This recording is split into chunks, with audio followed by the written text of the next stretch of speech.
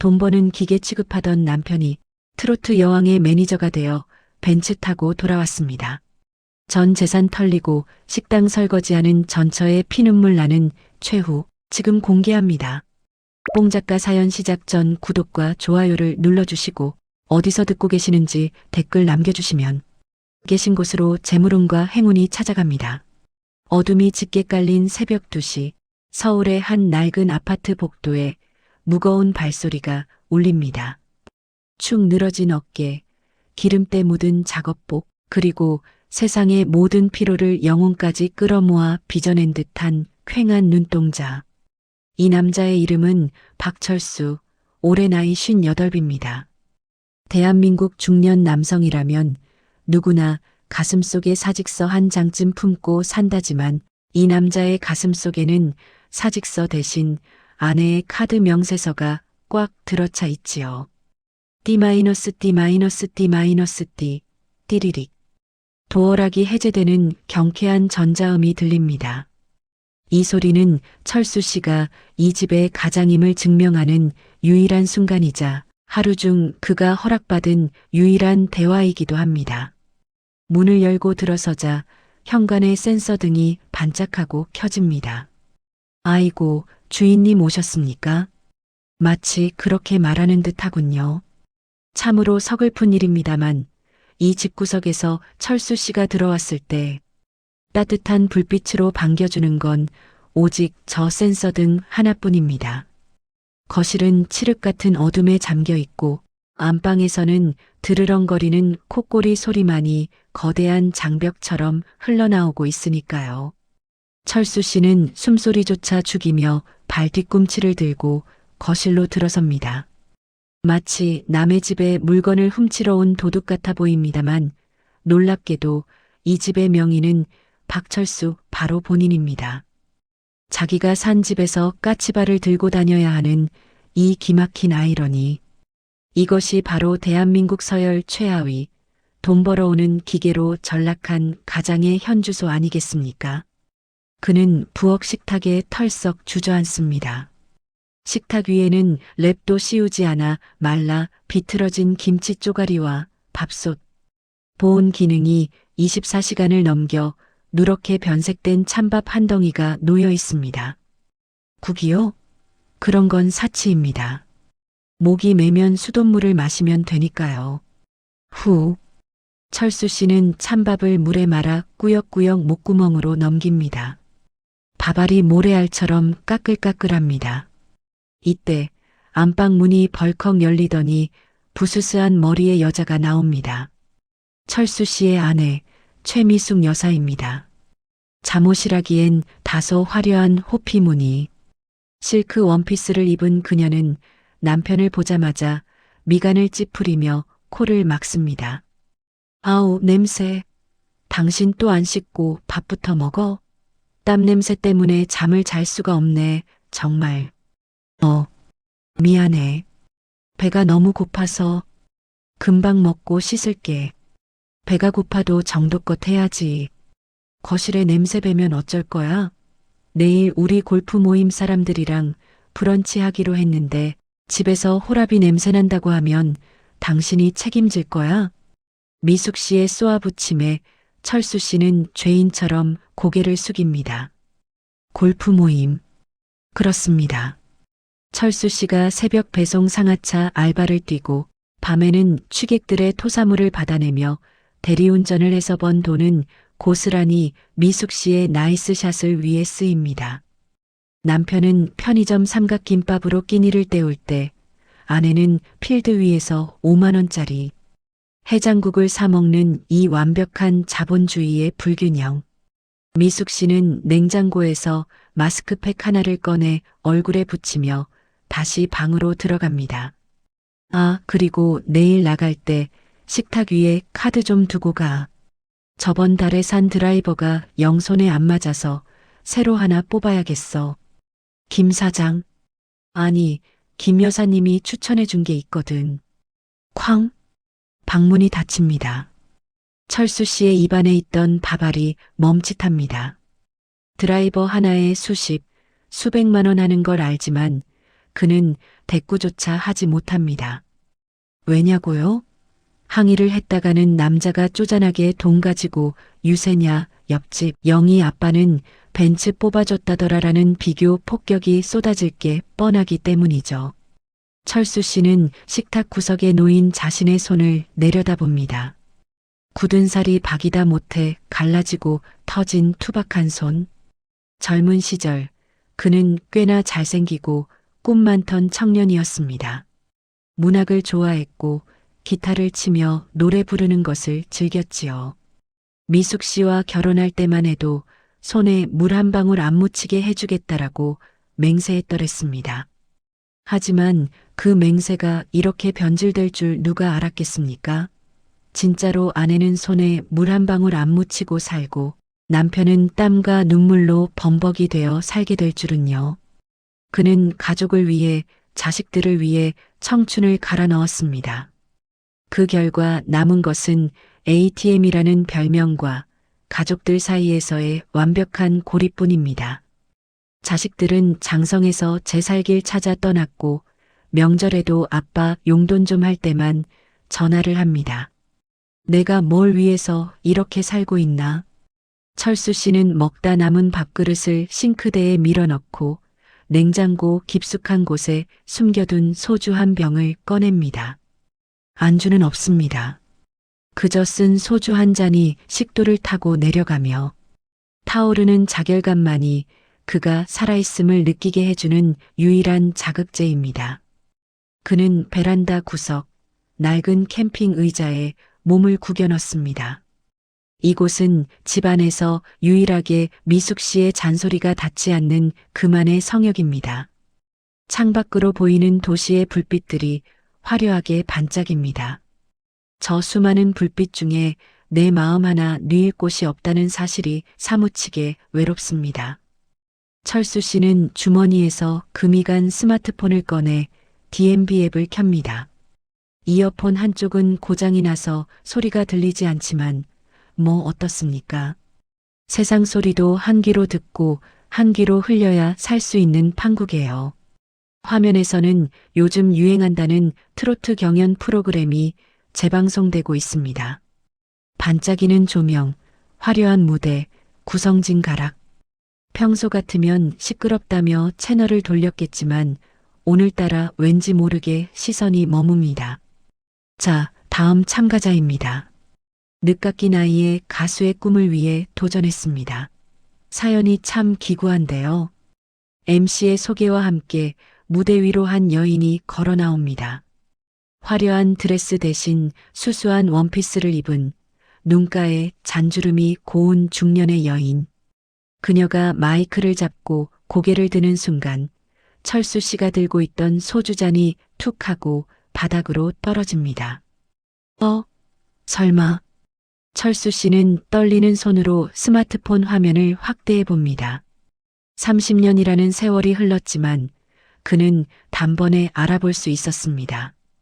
가난 때문에 눈물을 흘리며 떠나보내야 했던 그의 가슴속 깊은 곳에 봉인되어 있던 첫사랑. 안녕하세요. 참가번호 7번 윤희영입니다. 그녀의 목소리가 들리는 순간 멈춰있던 철수 씨의 심장이 30년 만에 다시 쿵쿵거리기 시작합니다. 매일 반복되던 지옥 같은 일상에 예고도 없이 날아든 거대한 파문. 그것은 단순한 우연이 아니었습니다. 꺼져가던 철수 씨의 인생에 다시 불을 지피기 위한 운명의 장난이자 신호탄이었습니다. 베란다 바닥에 쏟아진 소주 냄새가 진동을 하지만 철수 씨는 그것을 닦을 생각조차 하지 못합니다. 오직 화면 속 그녀, 희영의 눈동자에서 눈을 떼지 못할 뿐이지요. 그리고 안방에서는 미숙 씨가 누군가와 은밀하게 통화를 하며 킬킬거리는 소리가 들려옵니다. 자기야, 걱정 마. 우리 곰탱이 남편이 내일 카드 두고 간대. 그걸로 오빠 양복 한 벌 해입자. 응? 사랑해. 벽 하나를 사이에 두고 벌어지는 이 기막힌 동상이몽. 한쪽은 30년 전의 순수를 마주하고 다른 한쪽은 탐욕스러운 불륜을 속삭이는 밤. 바야흐로 폭풍 전야입니다. 인간 ATM 박철수 씨의 인생이 송두리째 뒤집힐 거대한 사건이 지금 막 카운트다운을 시작했습니다. 박철수 씨의 인생에 덕질이라는 새로운 엔진이 장착되었습니다. 어제까지만 해도 그의 스마트폰은 그저 대리운전 콜을 받고 아내의 카드 결제 문자를 수신하는 디지털 족쇄에 불과했습니다.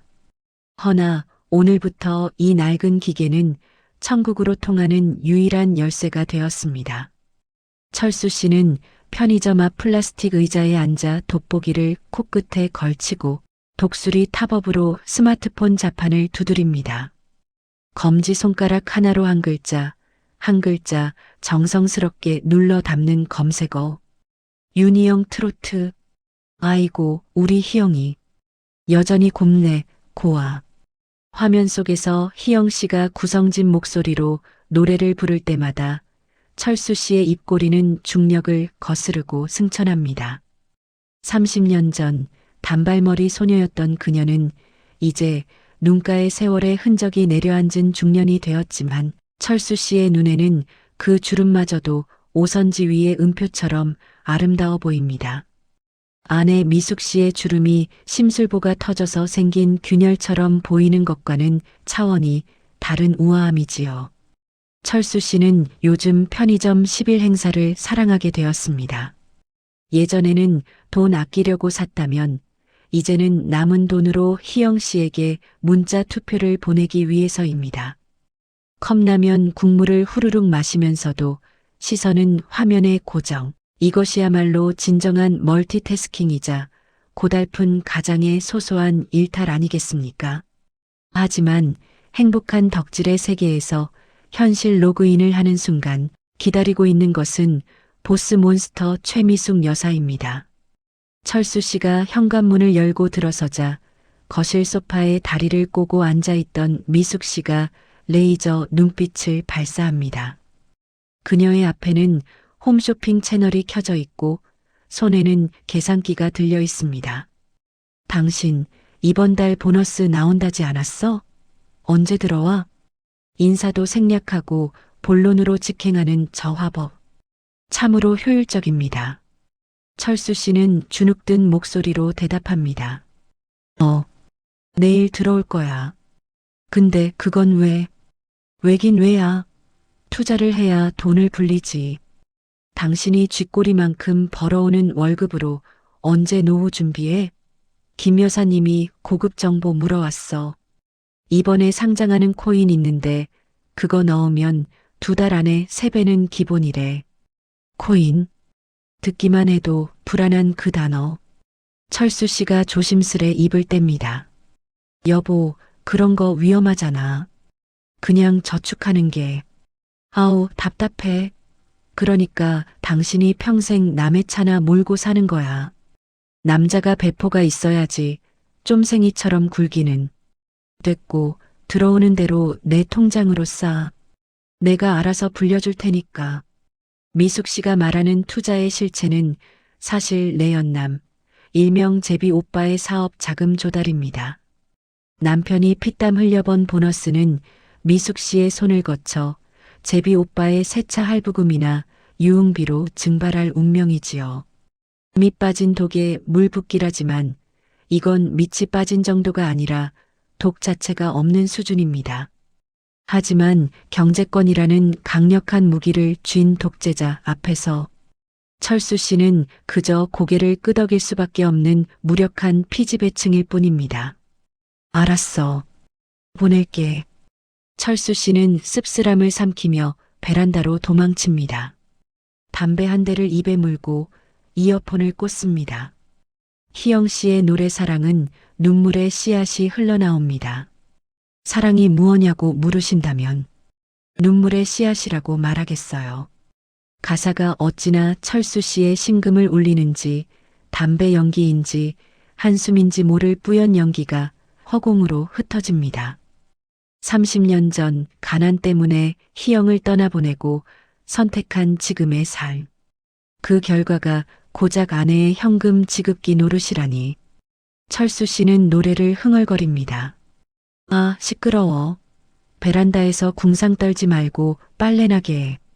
안방에서 미숙 씨의 고함이 날아와 꽂힙니다. 철수 씨의 자그마한 흥얼거림조차 용납하지 않는 저 철저함. 미숙 씨에게 남편이란 돈 벌어올 때를 제외하고는 숨쉬는 소리조차 소음 공해인 존재인가 봅니다. 철수 씨는 입을 다물고 주섬주섬 빨래 건조대 앞에 쭈그리고 앉습니다. 아내의 화려한 속옷과 자신의 구멍난 러닝셔츠가 묘한 대조를 이루며 건조대에 걸려 있습니다. 그때였습니다. 거실 탁자 위에 놓인 지역 신문 광고란이 철수 씨의 눈에 들어옵니다. 무심코 넘기려던 찰나 익숙한 이름 세 글자가 번개처럼 꽂힙니다. 제18회 고추아가씨 선발대회 축하 공연 초대 가수 윤희영. 장소는 집에서 버스로 2시간 거리인 지방의 한 소도시. 날짜는 바로 이번 주 일요일. 철수 씨의 동공이 지진이라도 난 듯 흔들립니다. 화면 속에서만 보던 그녀를, 내 첫사랑을 직접 볼 수 있는 기회. 심장이 갈비뼈를 부수고 나올 듯 쿵쿵거립니다. 하지만 일요일은 미숙 씨가 대청소의 날로 지정해 놓은 날입니다. 물론 청소는 철수 씨 혼자 다 하고 미숙 씨는 감독관처럼 지시만 내리는 날이지요. 과연 갈 수 있을까? 갔다가 들키면 뼈도 못 추릴 텐데. 철수 씨는 빨래를 개다 말고 고민에 빠집니다. 평생을 예스맨으로 살아온 그에게 일탈은 에베레스트 등반만큼이나 어려운 도전입니다. 그러나 귓가에 맴도는 희영 씨의 노래가 그에게 용기를 불어넣습니다. 한 번쯤은 나를 위해 살아봐도 되지 않을까? 철수 씨는 굳은 결심을 한 듯 주먹을 꽉 쥡니다. 그리고 퇴근한 미숙 씨에게 결혼 30년 만에 처음으로 대담한 거짓말을 시전합니다. 여보, 나 이번 주 일요일에 회사 특근 잡혔어. 물류센터에 일손이 부족해서 일당 2배 준다네. 미숙 씨의 귀가 번쩍 뜨입니다. 일당 2배라는 단어는 그녀에게 있어 파블로프에게 종소리와 같습니다. 정말 2배? 웬일이야, 당신이 쓸모 있을 때가 다 있고. 알았어, 가서 빡세게 일하고 와. 올 때 치킨이나 한 마리 사오고. 통과입니다. 미숙 씨의 탐욕이 오히려 철수 씨의 알리바이를 완벽하게 만들어 주었습니다. 철수 씨는 안도감과 죄책감, 그리고 형용할 수 없는 설렘이 뒤섞인 기묘한 표정으로 화장실로 들어갑니다. 거울 속에 비친 자신의 얼굴을 봅니다. 희끗희끗한 머리, 깊게 패인 주름. 30년 전 희영이 사랑했던 그 청년은 온데간데 없고 초라한 중년 남성만이 서 있습니다. 이 꼴로 가도 될까? 날 알아보기나 할까? 철수 씨는 찬물을 틀어 얼굴을 벅벅 씻습니다. 비록 모습은 변했어도 마음만은 30년 전 그 소년으로 돌아가 있습니다. 일요일 그가 향할 곳은 물류센터가 아니라 희영 씨가 있는 무대 앞입니다. 이것은 단순한 팬심이 아닙니다. 잃어버린 자신의 이름을, 짓밟힌 자존감을 찾기 위한 박철수 씨의 위대한 탈출 감행입니다. 과연 그는 무사히 그녀를 만날 수 있을까요? 그리고 아내 미숙 씨는 남편이 치킨 대신 가슴속에 뜨거운 불꽃을 품고 돌아오리라는 것을 상상이나 할 수 있을까요? 폭풍 전야의 밤은 깊어가고 철수 씨는 낡은 장롱, 깊숙한 곳에서 10년 넘게 입지 않은 곰팡이 냄새가 살짝 나는 양복을 몰래 꺼내봅니다. 그의 떨리는 손길이 양복깃을 스칩니다. 바야흐로 ATM 기계의 반란이 시작되려 하고 있습니다. 일요일 아침 박철수 씨는 평소보다 30분 일찍 눈을 떴습니다. 일당 2배 특근이라는 거짓말을 완벽하게 수행하기 위해 작업복을 입고 나갔다가 지하철역 화장실에서 챙겨온 양복으로 갈아입는 첩보 작전 뺨치는 변신술을 선보였지요. 곰팡이 냄새가 났던 양복은 어제 몰래 페브리즈 반통을 들이부은 덕에 제법 향긋한 라벤더 향을 풍기고 있었습니다. 버스로 2시간을 달려 도착한 고추 축제 행사장. 쿵짝거리는 음악 소리와 엿장수의 가위질 소리가 철수 씨의 심장 박동과 박자를 맞춥니다. 무대 앞 펜스를 잡고 기다린 지 2시간. 드디어 사회자의 소개 멘트가 터져 나옵니다. 자, 기다리고 기다리던 순서. 노래면 노래, 미모면 미모. 트로트계의 샛별 윤희영 씨를 박수로 모십니다. 화려한 조명 아래 선 희영 씨는 TV보다 훨씬 더 아름다웠습니다. 철수 씨는 목이 터져라 윤희영을 외쳤습니다. 58 인생 처음으로 내지르는 함성이었습니다. 노래가 끝나고 무대를 내려오는 희영 씨와 눈이 마주친 순간 철수 씨는 마치 감전된 듯 얼어붙었습니다. 어머, 철수 씨? 철수 씨 맞죠? 희영 씨가 무대 아래로 달려와 철수 씨의 두 손을 덥석 잡았습니다. 거칠고 투박한 노동자의 손을 잡은 그녀의 눈가에 이슬이 맺혔습니다. 세상에 여기까지 와준 거예요? 정말 고마워요. 그날 이후 철수 씨의 이중 생활은 본격적으로 막을 올렸습니다. 주말마다 특근, 야근, 지방 출장이라는 거짓말 리스트가 늘어갈수록 희영 씨와의 추억도 차곡차곡 쌓여갔습니다. 철수 씨는 희영 씨의 일일 매니저를 자처했습니다. 무거운 무대 의상 가방을 들어주고 목이 마를까봐 생수를 대령하고 행사비 봉투를 챙겨주는 일까지. 그는 단순한 팬을 넘어 그녀의 든든한 보디가드이자 친구가 되어 주었습니다. 어느 지방 행사가 끝난 늦은 오후 대기실 텐트 안에서 희영 씨가 보온병과 3단 도시락을 꺼냈습니다. 철수 씨, 이거 드세요. 맨날 밖에서 사 먹으면 속 버려요. 제가 새벽부터 쌌어요. 김밥, 계란말이, 그리고 멸치볶음. 30년 결혼 생활 동안 미숙 씨에게서는 한 번도 받아보지 못한 따뜻한 정성이 담긴 도시락이었습니다. 철수 씨는 김밥 하나를 입에 넣고는 한참을 씹지 못했습니다. 짭조름한 멸치볶음 맛 뒤로 묵직한 울컥함이 목구멍을 타고 올라왔기 때문입니다. 맛 있네. 정말 맛있어. 천천히 드세요. 채알라. 희영 씨는 철수 씨의 등에 묻은 먼지를 손으로 탁탁 털어주었습니다. 그 투박하지만 따뜻한 손길에서 철수 씨는 잊고 살았던 사람 대접을 받았습니다. 그는 비로소 자신이 기계가 아니라 감정을 가진 인간이었음을 깨달았습니다. 하지만 빛이 강할수록 그림자는 짙어지는 법입니다. 철수 씨가 지방 국도변 휴게소에서 희영 씨와 알감자를 호호 불며 나눠 먹고 있을 때 서울의 미숙 씨는 강남의 화려한 바에서 위스키 잔을 돌리고 있었습니다. 오빠, 그 코인 정말 확실한 거지? 나 이번에 남편 보험금 담보대출까지 받았어. 이거 잘못되면 나 한강 가야 돼. 미숙 씨의 맞은편에는 기름진 머리에 명품 정장을 입은 제비 김 실장이 느끼한 미소를 흘리고 있었습니다. 아이 참, 미숙 씨. 내가 누구요? 청담동 투자의 귀재 김 실장 아니요? 2달만 기다려요. 원금의 3배, 아니 5배로 불려서 하와이 펜트하우스 사준다니까. 어머, 정말? 오빠만 믿어. 아유, 내 남편이란 작자는 쥐꼬리만 한 월급 벌어오면서 유세는 얼마나 떠는지. 오빠 밥만 닮았어도 내가 덜 늙었을 거야.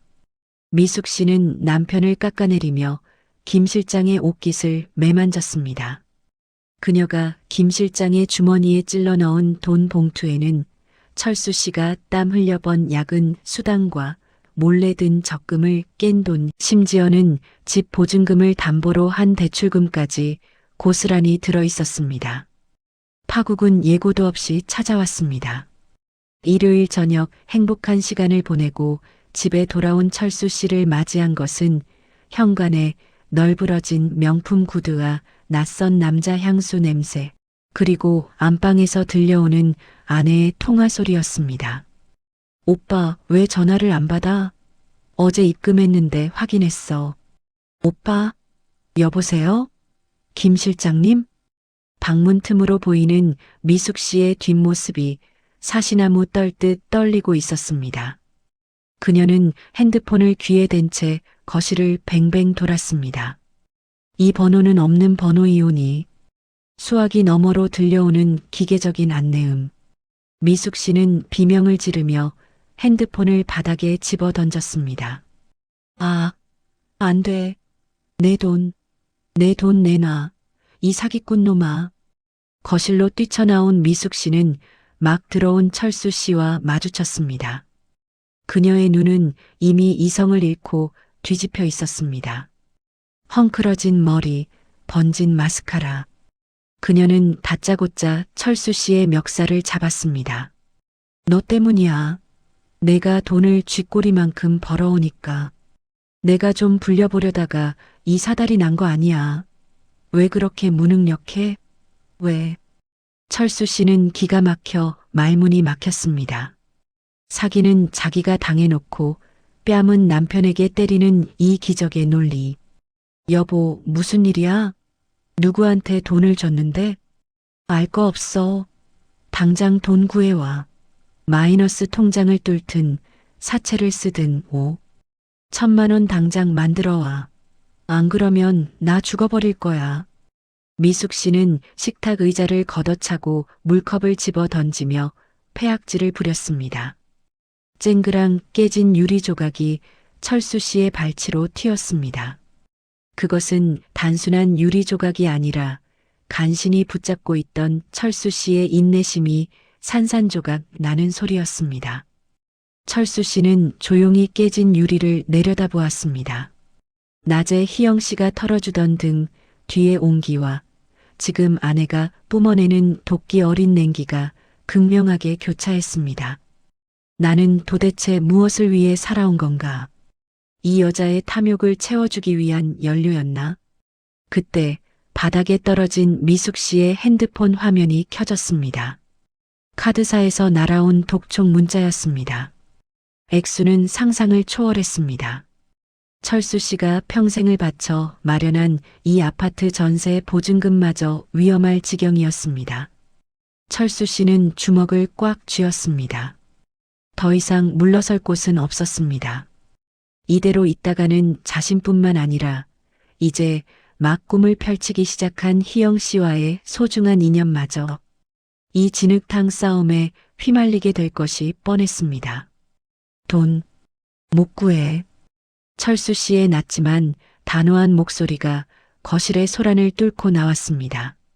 미숙 씨가 눈을 부라리며 멈칫했습니다. 뭐, 지금 뭐라고 했어? 못 구한다고. 그리고 더 이상은 당신 밑 닦아주는 짓 안 해.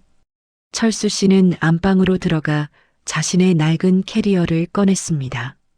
옷장 깊숙한 곳에 숨겨두었던 서류 봉투도 챙겼습니다. 그 안에는 그동안 미숙 씨가 제비와 모텔을 드나들던 블랙박스 영상, 캡처본과 제비에게 이체한 통장 내역서가 들어 있었습니다. 언젠가 터질지 모를 폭탄을 대비해 만들어둔 철수 씨의 마지막 보험이었습니다. 어디가? 이 인간이 미쳤나? 당장 돈 안 구해오고 짐을 싸? 미숙 씨가 달려들어 가방을 뺏으려 했지만 철수 씨는 그녀의 팔을 거칠게 뿌리쳤습니다. 처음 보는 남편의 서늘한 눈빛에 미숙 씨가 뒷걸음질 쳤습니다. 기다려. 조만간 법원에서 등기 하나 갈 거야. 현관문을 나서는 철수 씨의 등 뒤로 미숙 씨의 고함과 물건 부서지는 소리가 들려왔지만 그는 뒤를 돌아보지 않았습니다. 차가운 밤 공기가 뜨거워진 그의 얼굴을 식혀주었습니다. 갈 곳은 정해져 있었습니다. 24시간 찜질방도 친구네 집도 아니었습니다. 그는 주머니에서 핸드폰을 꺼내 망설임 없이 희영 씨의 번호를 눌렀습니다. 이제는 숨어서 하는 덕질이 아니라 당당하게 그녀의 곁에 서기 위한 진짜 인생을 시작할 때였습니다. 비록 빈털터리가 되었을지언정 그의 가슴 속에는 그 어느 때보다 뜨거운 희망의 불씨가 타오르고 있었습니다. 희영 씨, 저예요. 지금 좀 볼 수 있을까요? 전화기 너머로 들려오는 희영 씨의 걱정 섞인 목소리. 철수 씨는 밤하늘을 올려다보며 깊은 숨을 내쉬었습니다. 위기는 기회라고 했던가요? 아내의 파멸은 역설적으로 철수 씨에게 자유라는 선물을 가져다 주었습니다. 바야흐로 인생 이막의 커튼이 올라가고 있었습니다. 박철수 씨가 집을 나온 그날 밤 세상은 무너질 줄 알았으나 놀랍게도 지구는 여전히 자전하고 있었습니다. 달라진 것이 있다면 철수 씨의 등 뒤에 매달려 있던 거대한 짐덩어리 하나가 떨어져 나갔다는 사실뿐이지요. 그 짐덩어리의 이름은 바로 최미숙이었습니다. 법원에서 날아온 등기 우편, 즉 이혼 소장과 위자료, 청구서를 받아든 미숙 씨의 반응은 가히 핵폭발 수준이었습니다. 배은망덕한 놈, 늙어서 노망났냐는 저주 섞인 문자가 철수 씨의 휴대폰을 테러했지만 철수 씨는 난생 처음으로 수신 차단이라는 위대한 기능을 사용했습니다. 그동안 아내의 잔소리를 한 귀로 듣고 한 귀로 흘리는 아날로그 차단만 해왔던 그가 문명의 이기를 이용해 디지털 차단을 감행한 것입니다. 이것은 단순한 기능 설정을 넘어 그의 인생 운영체제가 업데이트되었음을 알리는 신호탄이었습니다. 자유의 몸이 된 철수 씨가 향한 곳은 희영 씨의 옥탑방 작업실이었습니다. 오해는 마십시오. 두 분이 당장 살림을 합친 것은 아니니까요. 철수 씨는 근처 고시원에 짐을 풀고 낮에는 희영 씨의 매니저로 밤에는 고시원 총무로 일하며 인생 이막을 설계하기 시작했습니다. 철수 씨 매니저라니요. 월급 줄 돈도 없는데 그냥 친구로 지내요. 희영 씨가 손사래를 쳤지만 철수 씨의 고집은 쇄심줄이었습니다. 아니야, 희영아. 내가 평생 운전대 잡고 살았잖아. 서울 시내 골목길부터 지방 국도까지 내비게이션보다 더 잘 알아. 그리고 집 나르는 건 내가 또 선수 아니냐. 너 노래하는 거 편하게 해주고 싶어서 그래. 그렇게 박 실장으로서의 하루가 시작되었습니다. 철수 씨의 활약은 눈부셨습니다. 새벽 배송으로 단련된 테트리스 적재 기술은 희영 씨의 무대 의상과 장비를 차에 싣는데 빛을 발했고 대리운전으로 다져진 VIP 의전 운전 스킬은 이동 중 희영 씨가 꿀잠을 잘 수 있게 해주었습니다. 과거 미숙 씨가 운전 좀 살살해. 멀미 나잖아. 라고 소리칠 때마다 주눅 들었던 철수 씨였지만 희영 씨는 달랐습니다. 어머, 철수 씨. 운전 솜씨가 어쩜 이렇게 부드러워요?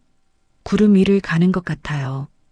칭찬은 고래도 춤추게 한다지만 우리 박철수 씨는 고래 정도가 아니라 덤프트럭도 탭댄스를 추게 만들 기세였습니다. 그는 틈만 나면 물티슈로 차를 닦고 희영 씨의 목을 위해 도라지 배즙을 대령했습니다. 아내의 골프채를 닦을 때는 노예의 심정이었지만 첫사랑의 마이크를 닦을 때는 성기사의 심정이니 노동의 강도는 같아도 마음의 밀도는 천지 차이인 법이지요. 하지만 현실의 벽은 높았습니다.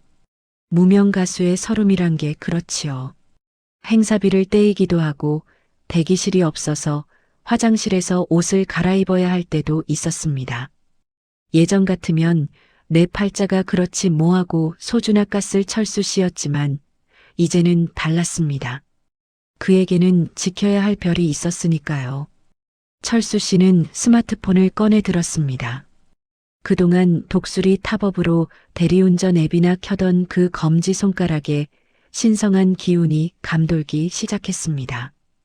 그는 지역 커뮤니티, 트로트 팬카페, 심지어 맘카페까지 가입해 홍보글을 올리기 시작했습니다. 제목 우리 가수님 노래 한 번만 들어보세요. 눈물 납니다. 내용 안녕하세요. 저는 박 실장입니다. 제 첫사랑이자 아니 우리 가수 윤희영 씨 노래가 기가 막힙니다. 아내한테 구박받고 쫓겨난 제 인생을 위로해준 노래입니다. 맞춤법도 틀리고 투박하기 그지없는 글이었지만 그 안에 담긴 진심이라는 조미료가 네티즌들의 입맛을 자극했습니다. 아저씨 사연이 더 슬퍼요. 노래 들어봤는데. 진짜 잘하시네요. 박 실장님 파이팅 같은 댓글이 달리기 시작했습니다. 악플이 달리면요? 철수 씨는 밤새도록 비추천을 누르고 신고 버튼을 누르며 사이버 전사로 다시 태어났습니다. 미숙 씨와 싸울 때보다 더 치열한 전투력이었지요. 그러던 어느 날 기적이 일어났습니다. 철수 씨가 행사장에서 찍어 올린 희영 씨. 직캠 하나가 유튜브 알고리즘의 선택을 받은 것입니다. 제목은 비 오는 날 비 맞으며 노래하는 무명 가수와 우산 씌워주는 매니저. 폭우가 쏟아지는 야외 무대, 관객들이 다 떠나가는 상황에서도 끝까지 노래하는 희영 씨와 그 옆에서 양복이 다 젖어가며 묵묵히 우산을 받쳐주는 철수 씨의 모습. 그 영상은 삽시간에 조회수 100만을 돌파했습니다. 사람들은 노래 실력에 감동하고 두 사람의 중년 로맨스 서사에 열광했습니다.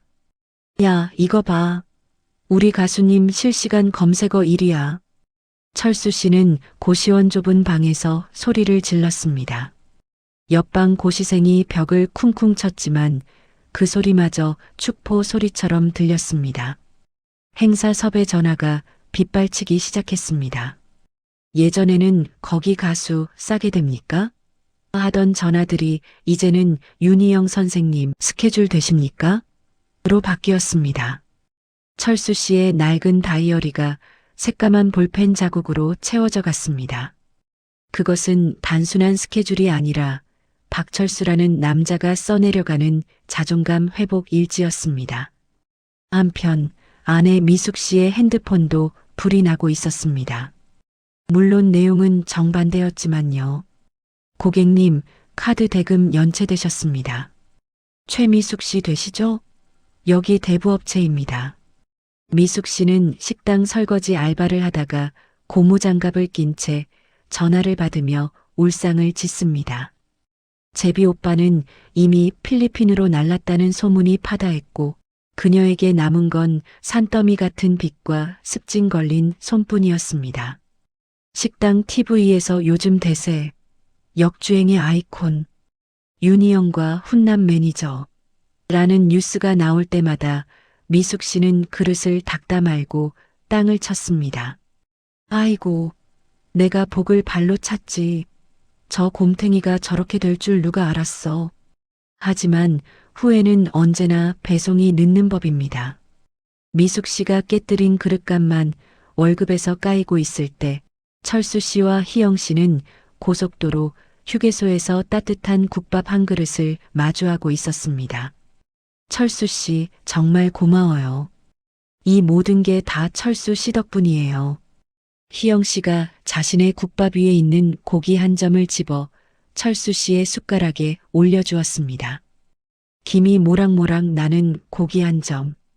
30년 결혼 생활 동안 미숙 씨에게서는 닭다리는커녕 닭목뼈도 받아본 적 없던 철수 씨였습니다. 목을대가 뜨거워졌습니다.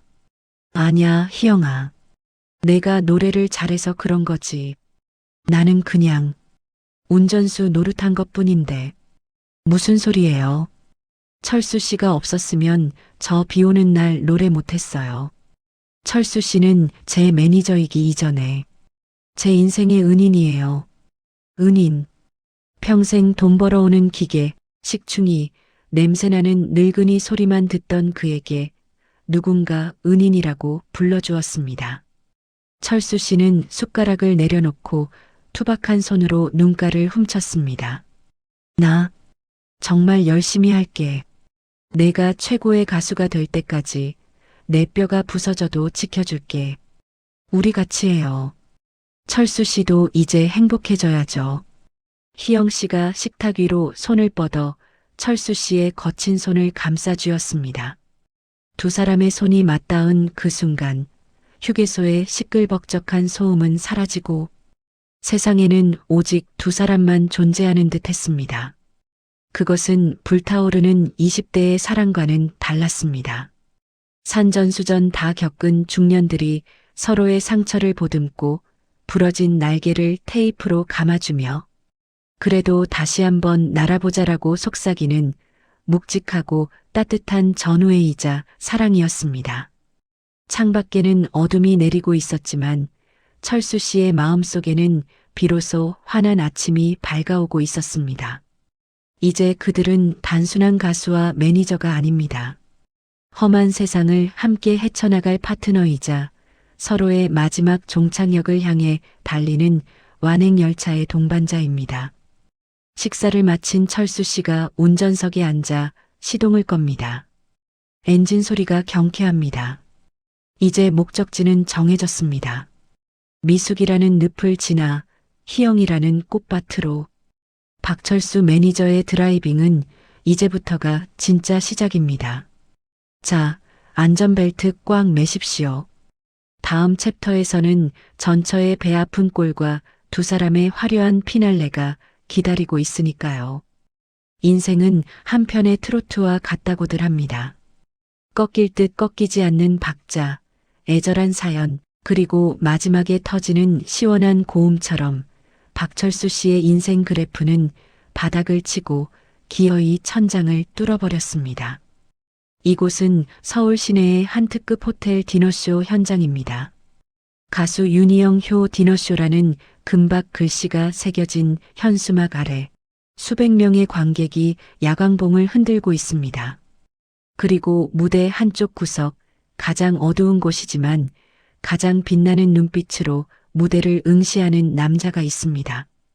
바로 박 실장 박철수 씨입니다. 불과 몇 달 전만 해도 기름때 전 작업복을 입고 택배 상자를 나르던 그였습니다. 하지만 지금 그의 몸을 감싸고 있는 것은 곰팡이 냄새나는 낡은 양복이 아니라 희영 씨가 첫 정상금으로 맞춰준 짙은 네이비색 맞춤 정장입니다. 옷이 날개라더니 굽은 등이 펴지고 거북목이 들어가니 제법 중년의 신사태가 납니다. 철수 씨는 이니어를 끼고 무전기에 대고 작게 속삭입니다. 조명팀 큐. 가수님 들어갑니다.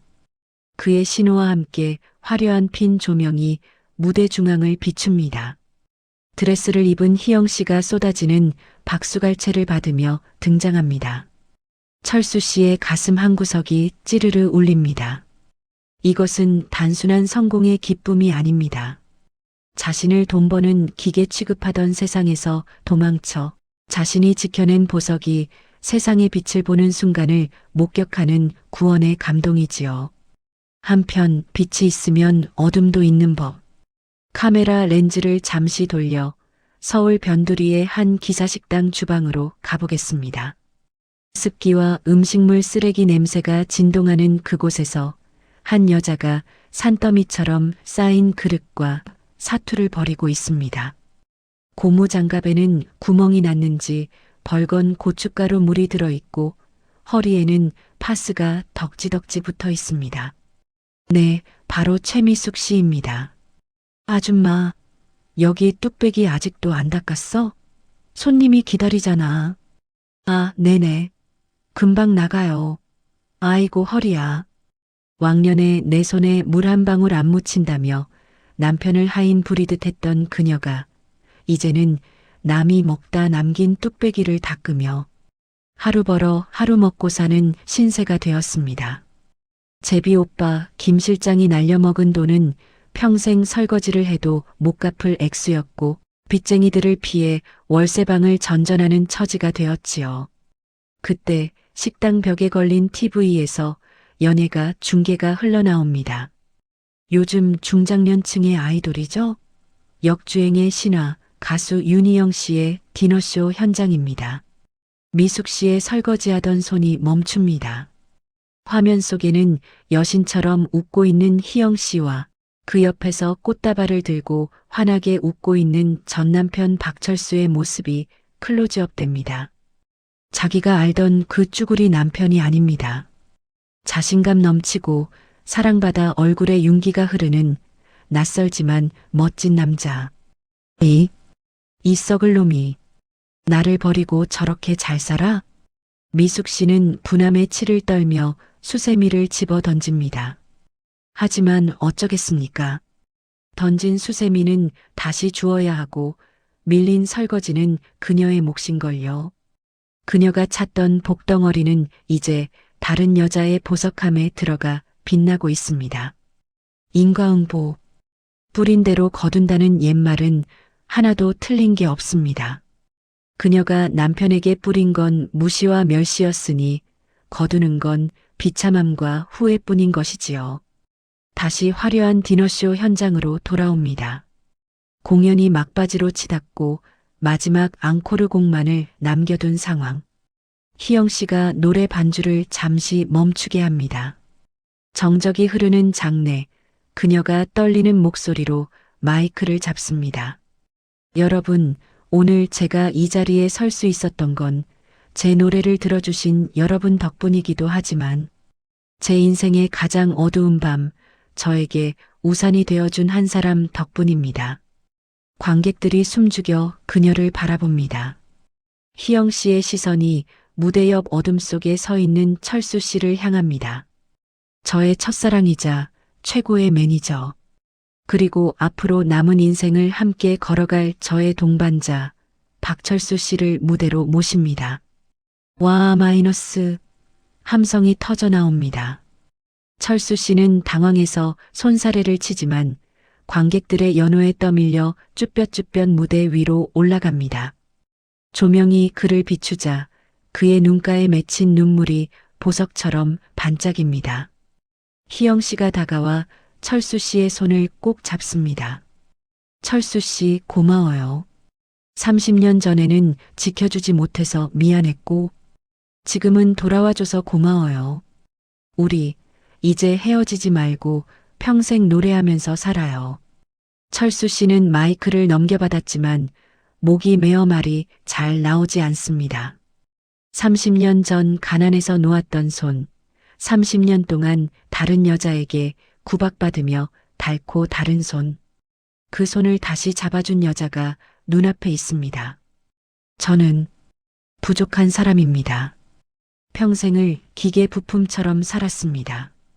그런데 이 사람이, 희영 씨가 저를 다시 사람으로 만들어줬습니다.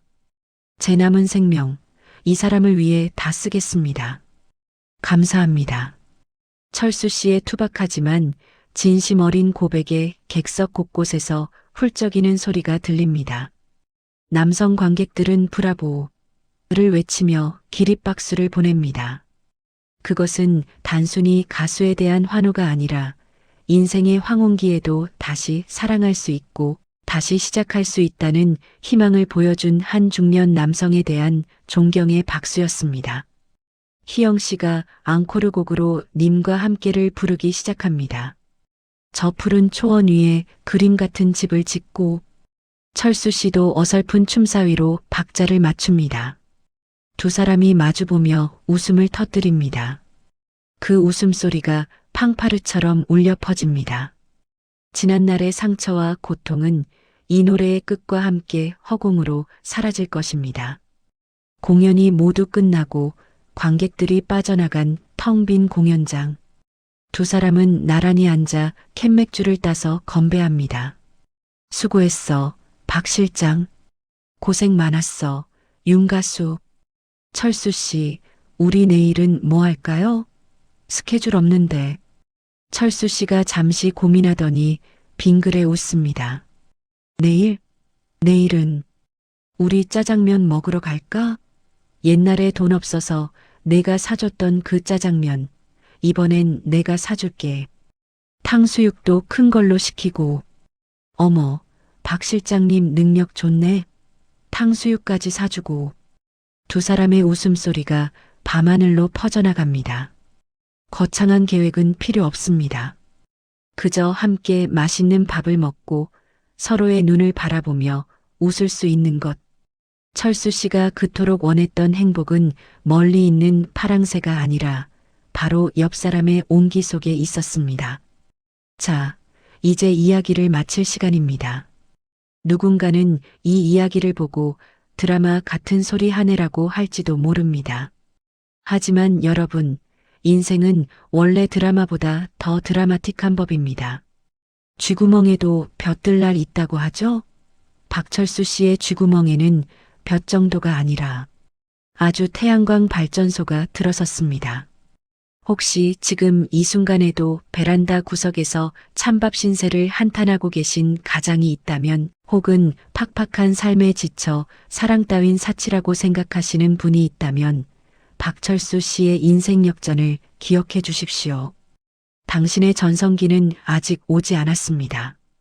당신을 알아봐줄 진짜 인연은 어쩌면 다음번 골목길 모퉁이를 돌면 기다리고 있을지도 모르니까요. 박철수 씨와 윤희영 씨의 앞날에, 그리고 이 글을 읽는 여러분의 앞날에 앵콜 없는 멋진 라이브 무대가 펼쳐지기를 응원합니다. 그때까지 큐.